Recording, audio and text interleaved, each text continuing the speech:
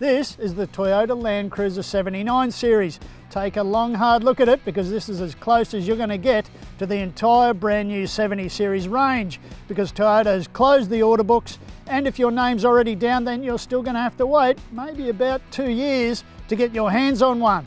So what's all the fuss about? Well, for starters, the price has gone up $1,600, of course it has, but now the entire range has AEB, welcome to the 21st century Toyota. And the entire range has also had a GVM upgrade of 10 kilograms. Other than that, not a lot has changed. It's overpriced and it's lacking in features. But is it any good? Well, you know the answer to that one. Of course it is, but there are some good things to say about it and some bad. So stick around. Our test vehicle is the 79 series single cab chassis in GXL spec.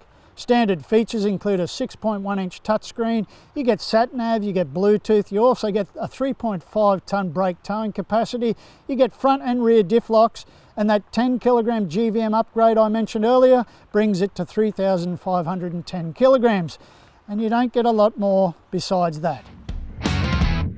In terms of design, the 79 series has that straight up and down chunky look. It's a classic look that we all know so well, but where they differentiate is the tray, and this is a general purpose galvanized steel option. There are heavy duty options as well. But as always, make sure you read my full written review at the CarsGuide website for those details and more.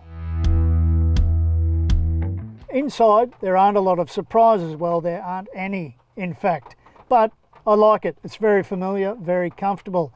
Plenty of hard, plastic, durable surfaces, cloth seats. In terms of storage, there's not a lot. You do get 2 USBs up the front and a 12-volt plug there. You've got what passes for a touchscreen multimedia unit. It's about the size of your phone and it only offers Bluetooth. There's no Apple CarPlay or Android Auto here. But besides being pretty spare and pretty Spartan and basic, I like it. All of the 70 series range has a 4.5 litre V8 turbo diesel engine, and that's matched to a 5-speed manual gearbox.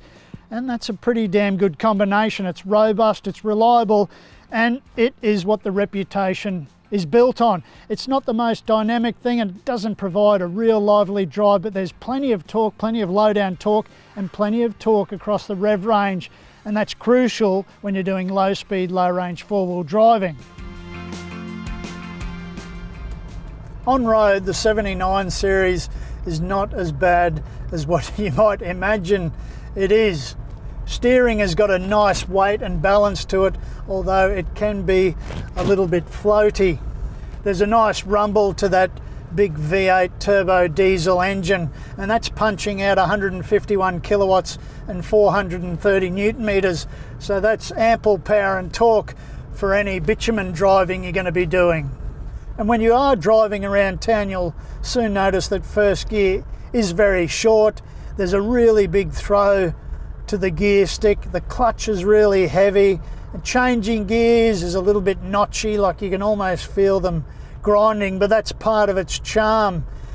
And on the open highway, you'll also soon realise that, like me, you'll be searching for a 6th gear or a 7th gear, because I reckon the LandCruiser could do with just a little bit something extra when you get on the open road. And another thing is, I know a few people would like an automatic transmission in this. Not me, I like it the way it is, but maybe, like I say, with another cog or two. But some people are crying out for an automatic transmission. There is plenty of noise in the cabin though. You get a lot of wind rush around the big windscreen and around the raised air intake, the snorkel on the front right hand corner here, and also you get a fair bit of wind around the huge wing mirrors, but I don't think that's a deal breaker, and it kind of adds to the whole atmosphere of the cruiser. But of course, this is a ute that is engineered, it's purpose built for dirt tracks and four-wheel driving, and that of course is where it hits its sweet spot. That's where it feels most at home. You have all that power and torque on tap, and that's accessible across a broad rev range. And there's a real unstressed feel about this big V8. In fact, it feels pretty lazy. It's such a cruisy vehicle to drive, and driving the 79 off-road is really an engaging experience. It's visceral. You need to concentrate. You always feel part of the process. Sometimes in contemporary utes, contemporary four-wheel drives, you can feel one step removed from what's going on because there is so much technology working in your favour. Well, that's not the case in the 79 series. You always feel part of the process and you always feel part of the fun, and that's a big bonus about this off-roader. And though it may not seem like a tech-heavy vehicle, well, on paper at least, it does have things like hill descent control and active hill start, those sort of things, which work pretty seamlessly as well in this ute. And when it comes to low speed, low range four-wheel driving, this Toyota really is king. It's the master of its domain. Low range gearing is super impressive. The traction control system is pretty well calibrated. You can creep across pretty much anything you point this ute at and you'll get over it. And beyond all that, you've got front and rear diff locks anyhow. So if something seems insurmountable, chances are you lock that front and rear diff in and you'll get right up over the top. But in terms of size, it is pretty large, and that's something you have to take into account when you're steering this thing through some tight tracks. And while it's not the torquiest ute around, it does really well with what it has. And 430 Newton meters in the 79 series is like 500 Newton meters in another ute. It has plenty of punch. With a price tag of $85,000 or so for this vehicle as tested, you really are buying into the legacy, the tradition, and you really are investing in that history of being so robust and so reliable and so bloody unbeatable when it comes to really hard driving and sustained hard driving, which is why this ute is so popular with farmers or mine workers and all those people that really have to trust in their utes to get them where they want to go and to bring them back. All in all, this is old school four-wheel driving at its best. Live axles, diff locks all over the place, and it really is just a ton of fun to drive. The official fuel consumption figure for the 70 series is listed as 10.7 litres per 100 kilometres, and that's on a combined cycle.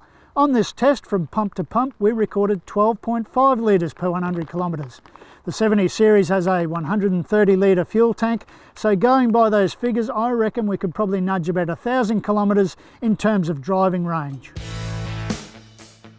The 79 series single cab chassis has the maximum 5-star NCAP safety rating. Standard features include AEB traction control, hill start assist and front and rear diff locks. All 70 series LandCruisers have a 5-year unlimited kilometre warranty and cap price servicing applies. There are a ton of things to love about the LandCruiser 79 series, so many in fact that you may just forget its flaws. Sure, it's entirely impractical if you live anywhere near a city, and it's a rough rider, but it's a legend for a reason. It's so robust and so reliable that it's hard not to love the thing. But what do you reckon? Have your say in the comments section below.